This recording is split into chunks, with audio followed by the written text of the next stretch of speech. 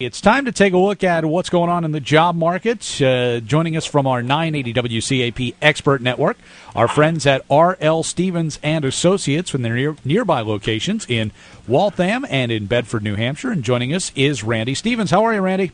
Well, good afternoon. Sorry I'm a few minutes late, but grandkids are important. Hey, you got to take care of the family first. We have them all week. It's been great. Have you been able to get them all jobs yet? They're ahead of me. I'm probably working for them at this point. Well done. Well done. So what's up, guys? Well, we talked last week with you guys at R.L. Stevens about the fact that this is really, a lot of people don't think so, but this is really a good time to be in the job market. A lot of companies are now, starting their new fiscal year. They've got some money to spend, and they're looking to get the right people in the door. That's true. Sometimes for some people, in some cases, this is an excellent time to get an opportunity to really converse. Occasionally it doesn't work that way, but truly you're right. The most hiring occurs in the first quarter. People are really, companies are really pressed to make good decisions. And there's an excess amount of talent out there, and they have to make smart moves so people are prepared to demonstrate value in the interviewing.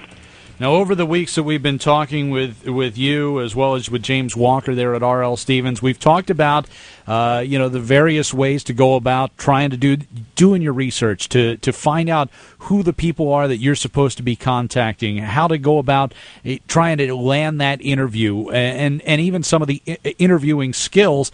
I want to talk about the final product in that, let's say you're going to get offered a job. Let's talk a little bit about the art of negotiation. Because it is the subtle part of the job search, and I said briefly this morning, some people just don't do it well. They're not as familiar with how, and so some of the parameters to start with is there's usually a range that they have a budget for a certain job, and usually they're not going to offer the top of the range unless there's an outstanding performer. So there's usually room, and it gives you a chance to demonstrate in the process of negotiating that you're very good. You could do that for yourself, so perhaps you could do that or other very subtle things for them. So on a nice note, it sets the tone or can help set the tone for years to come. Now, when people negotiate, they have to keep in mind that another subtlety is because so many of us are changing now, changing jobs, changing industries, moving around, the negotiations should be based upon the contributions you're going to make in the job you're going after, and not base everything on your current pay or most recent pay. And that's very hard to do. What do you think of that? Oh, it's the truth. I mean, because your employer doesn't care what you were making at your previous job. A lot of people use a very easy technique. What did you make? And you give a little more, you give a good amount more, and you can still save a lot. So for people who are underpaid or underemployed, it really behooves them to have the information of what it really is worth before they start.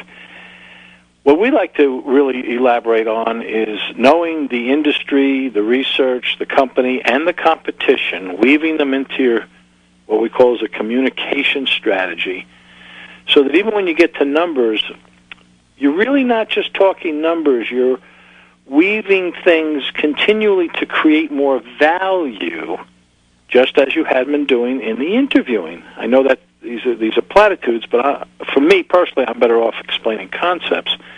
In other words, when you start to talk numbers, if you could say things like, well, during the next year or two, your objectives should be, I'd like to help you with your objectives. My idea is to make the company outstanding. If you could sprinkle that in between the counteroffers, do things verbally, show people sincerity.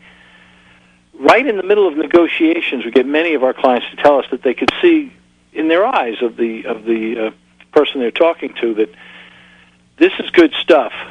Continually trying to help the company and create value, not just talk numbers. It becomes too dry, and most people, what do? They get an extra week vacation, they get a little bit, and then they're done.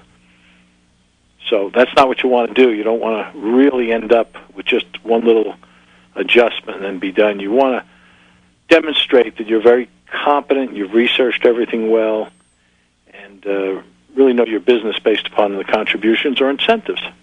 That said, I mean, there's a limit to where everyone's going to go, right? Yeah, there are other techniques. You could say, let's just say they're offering you in the middle of the range, just to converse. You might say, well, I could really understand. I do have to prove myself, especially in this economy. Naturally, if I prove myself, I'm sure you'd offer higher in the range, so perhaps we could set up, instead of a year, a 6-month review, blah, blah, blah. You know, there are ways to really set the tone for looking assertive, showing them you're willing to perform, expecting that if you perform, they'll pay, looking at the reactions. This is why if you have a few offers, some people answer you with great enthusiasm, others will just sort of agree, and you could feel the difference in the conversations, you know? Sure. So that's a very nice technique in itself. You could set the tone for, well, if I'm successful, we could talk more earlier, you know, things like that. Yeah, and I don't think, I would imagine as an employer, you're looking for someone who is going to be busting their rear end to prove themselves because they've got something to gain from it. I think it's in everyone's interest to appreciate the employer's side of the fence now. And I think if you have the opportunity and your skills are suitable and it's an exciting potential for you, being greedy doesn't help. And it isn't good for your nature or your soul. So being able to say that, you know, let's talk sooner, let's have expectations, I'll be very successful.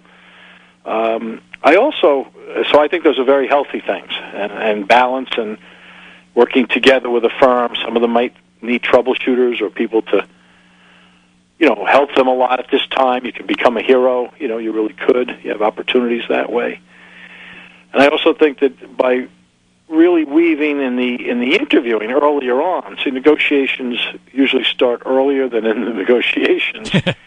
If you're able to show your evolution in line with the evolution of the company, and you know a lot about the competition, you know a lot about the industry, and you demonstrate it when you are showing your accomplishments and how they match to the needs of the employer. You notice I just stressed that. I think those are very good points, and you're also able then to show that, you know, you're going to grow in line with where they're going. You can see how that 1 Sure. and 3 and 5 year goal will differentiate you from somebody just talking about the current position. I'll sometimes take someone I'll hire because there's more upside. There's just far more upside potential for some candidates, and when they can talk very knowledgeably about where they're going to grow and where the company's going to grow, employers will sense that, and hiring managers will see it. So homework isn't just something you finish once and for all when you get out of college, is it? That seemed like work to me. Business was easy, but studying for me was a little harder. But I think you're right. I think that the job market is a buyer's market. Someday it'll become a seller's market again. But you have to learn to position yourself. That's why they say all this branding. And the branding is that it's not just an image of where you are, but an image of where you need to fit and why. And it's just become far more sophisticated, I guess, right? Absolutely. Randy Stevens with us from R.L. Stevens and Associates. Again, nearby locations in Waltham and in Bedford, New Hampshire. Randy, if folks want to find out what R.L. Stevens might be able to do for them as we move into the job market of 2010, how can they get in touch with you? Well, we try to make it simple. So we're using job hunting at rlstevens.com.